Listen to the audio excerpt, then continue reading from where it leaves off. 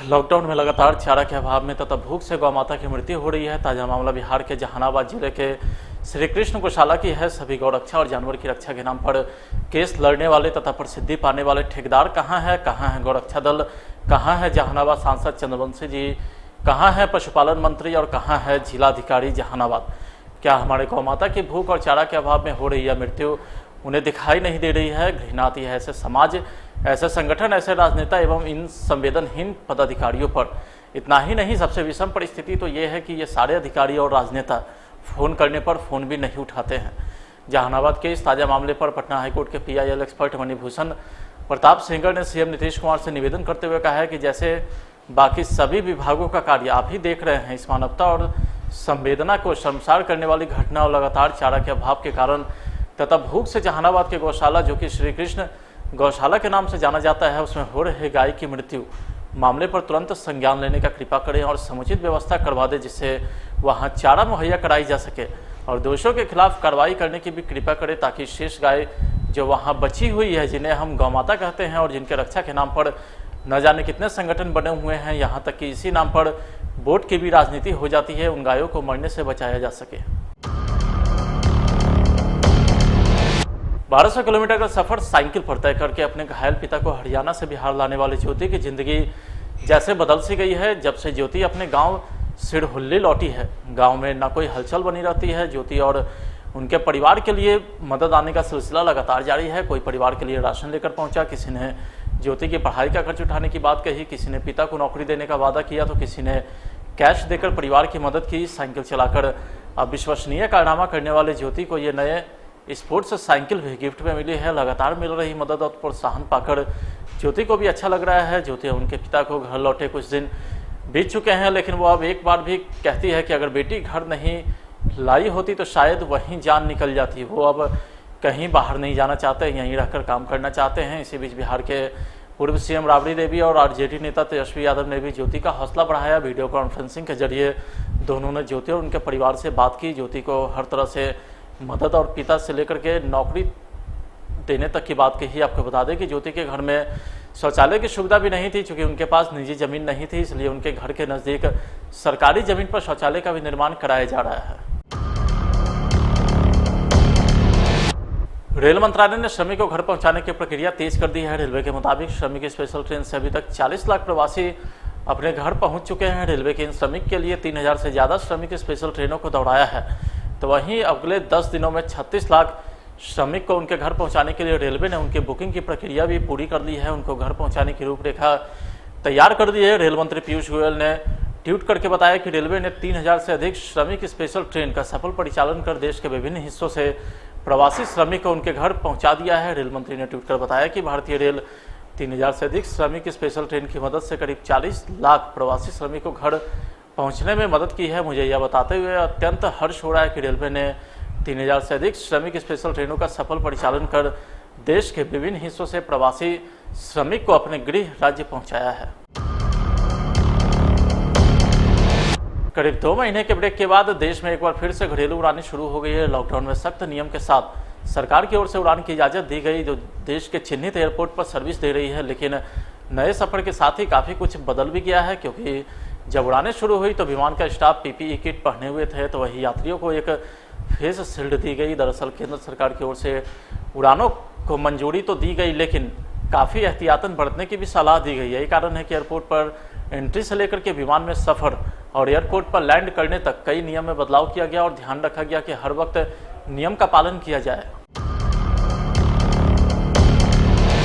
देश में कोरोना मरीज के आंकड़ों में जबरदस्त उछाल आई है। पिछले 24 घंटे में कोरोना के 7000 नए मामले सामने आए हैं। करीब 154 लोगों की मौत भी हो चुकी है।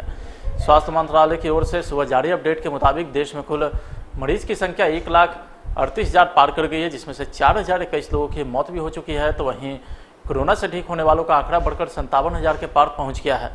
अब तक 57,721 लोग ठीक हो चुके हैं। देश में 77,000 एक्टिव केस है। पिछले 24 घंटे में महाराष्ट्र में 3000 से अधिक नए केस सामने आए।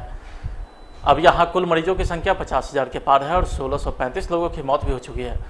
बिहार में कोरोना के संक्रमण का दौर भी लगातार जारी है। कोविड-19 के मरीज की संख्या बढ़कर 2674 तक पहुंच गई है। बिहार में हाल के दिनों में नए मरीज की संख्या में भारी तेजी देखी गई है। पिछले 2 हफ्ते में बिहार में कोरोना के केस 3 गुना बढ़ गए हैं। 10 मई को बिहार में कोरोना के 700 से कम मरीज थे, लेकिन अब यह संख्या 2500 के पार चली गई है। रविवार को बिहार में 207 नए केस सामने आए हैं। घर लौटने वाले करीब 20% से ज़्यादा प्रवासी कोरोना पॉजिटिव निकले हैं। राज्य में इस बीमारी से मरने वालों की संख्या भी 13 हो गई है। मरने वाले मरीजों में पटना, वैशाली, खगड़िया के अलावा मुंगेर, सीतामढ़ी, मोतिहारी, छपरा, सासाराम और बेगूसराय के लोग शामिल हैं।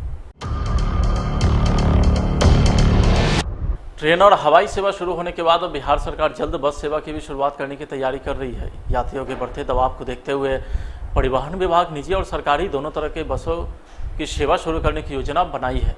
विभाग की तैयारी यह है कि लॉकडाउन 4 अगर 31 मई को समाप्त हो जाती है तो जून के पहले हफ्ते से राज्य भर में हर तरह की बसों का परिचालन शुरू किया जाएगा।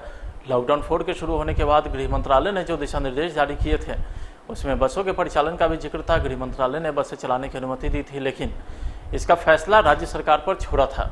गृह मंत्रालय के आदेश के मुताबिक राज्य सरकार नियम का पालन कर अपनी जरूरत के हिसाब से अंतर्राज्यीय बसें चला सकती है। बिहार सरकार बसों के परिचालन को लेकर के रणनीति बनाने में जुटी है, जिसे लेकर परिवहन मंत्री संतोष निराला ने 25 मई यानी विभाग के अधिकारियों के साथ मीटिंग करेंगे और बसों को सुचारू रूप से चलाने की योजना को अंतिम रूप देंगे। ट्रांसपोर्ट फेडरेशन ने सरकार से मांग की है कि राज्य सरकार रोटेशन के तहत बसों का परिचालन शुरू कराए। बस यात्रा में सोशल डिस्टेंसिंग का सख्ती से पालन हो, इसके साथ ही किराया दोगुनी की जाए। फेम इंडिया और एशिया पोस्ट सर्वे 2020 के 50 प्रभावशाली लोगों में बिहार के मुख्यमंत्री नीतीश कुमार जगह बनाने में सफल हुए हैं। 50 प्रभावशाली लोगों की इस लिस्ट में सीएम नीतीश कुमार 16वें स्थान पर है। इस सूची में प्रधानमंत्री नरेंद्र मोदी पहले स्थान पर है। फेम इंडिया और एशिया पोस्ट सर्वे 2020 के टॉप 50 प्रभावशाली लोगों की लिस्ट में नीतीश कुमार को 16वां स्थान मिला है। नीतीश कुमार ने इस सूची में कांग्रेस उपाध्यक्ष राहुल गांधी, रामदेव बाबा, अभिनेता अक्षय कुमार और जेपी नड्डा जैसे नेताओं को पीछे छोड़ा है। नीतीश कुमार को 16वां स्थान मिला है, जबकि बीजेपी के राष्ट्रीय अध्यक्ष जेपी नड्डा को 17वां स्थान, राहुल गांधी को 21वां, अक्षय कुमार को 23वां स्थान मिला है। नीतीश कुमार को यह स्थान 7 निश्चय जैसी योजनाओं को सफलतापूर्वक लागू करने को लेकर माना जा रहा है। अन्य मुख्यमंत्री की बात करें तो उड़ीसा के मुख्यमंत्री नवीन पटनायक को 10वां, झारखंड के मुख्यमंत्री हेमंत सोरेन को 12वां, जबकि दिल्ली के मुख्यमंत्री अरविंद केजरीवाल को 13वां स्थान मिला है। एक तरफ सरकार और उनके अधिकारी कोरोना महामारी को लेकर के परेशान है, तो दूसरी तरफ प्रवासी मजदूर की परेशानी भी बढ़ती जा रही है। प्रवासी मजदूर के लिए सरकार हर संभव प्रयास कर रही है, लेकिन कहीं ना कहीं चूक हो ही जा रही है। कभी उनके खाने पीने की समस्या को लेकर तो कभी आने जाने की समस्या को लेकर सरकार परेशान है। अब ऐसे में आने जाने के लिए ट्रेन की सुविधा भी उपलब्ध हो चुकी है। प्रवासी मजदूर कई तरह की परेशानियों को लेकर के जमकर हंगामा और तोड़फोड़ भी कर रहे हैं। जब से श्रमिक ट्रेन का परिचालन शुरू हुआ है तब से प्रतिदिन प्रवासी के साथ समस्या आ रही है। ताज़ा मामला बिहार के जमुई और भागलपुर से आ रही है, जहां भागलपुर नवगछिया के नारायणपुर में 20 मिनट ट्रेन रुकने पर प्रवासी कामगारों ने ट्रेन से उतरकर स्टेशन पर हंगामा करते हुए जमकर तोड़फोड़ की है। स्टेशन पर लाखों रुपए मूल्य की संपत्ति को नुकसान पहुंचाया है। हंगामा कर रहे हैं प्रवासी कामगार ने टिकट काउंटर, सीमेंट की कुर्सी, पंखा, बल्ब, सीपीयू को क्षतिग्रस्त कर दिया है। प्रवासी ने जमकर पत्थरबाजी भी की और लाठी डंडे भी चलाए। ऐसा ही एक मामला जमुई जिले से सामने आया है, जहां खैरा प्रखंड के अंतर्गत दाविल पंचायत स्थित स्कूल में बनाए गए क्वारंटाइन सेंटर में रह रहे प्रवासी मजदूरों ने हंगामा किया है।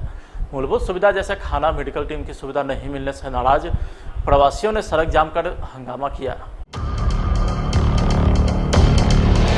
भारत कोविड-19 महामारी से सबसे ज़्यादा प्रभावित होने वाले देशों की सूची में 10वें नंबर पर आ गया है। संभव है कि आने वाले दिनों में भारत 10वें नंबर से और ऊपर आ सकता है। भारत में कोविड-19 पर काम करने वाले शोधकर्ता का कहना है कि जुलाई तक भारत में कुछ लाख मामले बढ़ सकते हैं। जॉन्स हॉपकिंस यूनिवर्सिटी के आंकड़ों के अनुसार भारत में कोरोना वायरस के संक्रमण से 1,38,536 मामले अब तक दर्ज किए जा चुके हैं।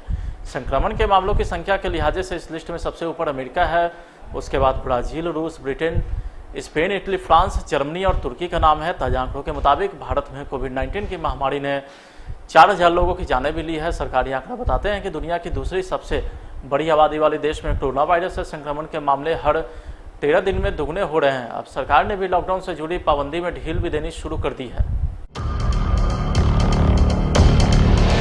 कोरोना के बढ़ते संक्रमण को देखते हुए केंद्र सरकार के द्वारा लॉकडाउन लगाया गया है, तो वहीं राजधानी पटना में भी लॉकडाउन के बीच बाजारों में सन्नाटा पसरा है। जहां लॉकडाउन 4 के दौरान पटना जिला प्रशासन के द्वारा बिहार के सबसे बड़े मंडी पटना सिटी के ऐतिहासिक मानवगंज मंडी को सुबह 11 से शाम 3 बजे तक खोलने की अनुमति मिलने के बाद एक बार बाजारों में फिर से रौनक बढ़ गई है। हालांकि लॉकडाउन 3 के दौरान मारूगंज मंडी को रात्रि 8 से 12 बजे तक खोलने की अनुमति मिली थी, जिसमें दुकानदारों की परेशानी बढ़ गई थी। जहां दुकानदारों ने अनुमंडल अधिकारी को ज्ञापन सौंपते हुए दिन में मंडी खोलने की मांग की थी, जिससे जिला प्रशासन के द्वारा मारूगंज मंडी को दिन में 11 से 3 बजे तक खोलने की अनुमति मिलते ही एक बार फिर से बाजारों में रौनक बढ़ गई है, जिससे व्यापारी वर्ग में खुशी की लहर है।